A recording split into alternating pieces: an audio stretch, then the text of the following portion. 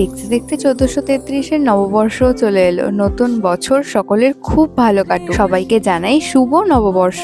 নতুন বছর নতুন করে শুরু হোক। বৈশাখের প্রথম দিনই তো প্রচন্ড গরম পড়েছে, আর এই কাঠ ফাটা রোদে ইচ্ছা না থাকার সত্ত্বেও বেশ কিছু কাজ নিয়ে ছোট কাকার সাথে সকাল সকাল বেরিয়ে পড়েছিলাম। তবে কাজ অসমাপ্ত রেখেই বাড়ি আসতে হয়, কারণ ঠাকুরমশাই এসে গেছিলেন পয়লা বৈশাখের পুজো করার জন্য। পুজোর পর বাড়িতেও বেশ কিছু কাজকর্ম করে বিকালবেলা রেডি হলাম একটু বেরোবো বলে। নতুন বছর বলে কথা, একটা নতুন কুর্তি তো ভাঙতেই হবে, আর এই নতুন কুর্তির সাথে সাথে নতুন ফাউন্ডেশন আর কনসিলারটাও আজকে ইউজ করে ফেললাম, কারণ নতুন জিনিস আলমারিতে বেশি দিন তুলে রাখা বাপু আমার দ্বারা হবে না। এরপর একটা ছোট্ট টিপ, কাজল, লিপস্টিকের লুকটা কমপ্লিট করে বেরিয়ে পড়েছিলাম।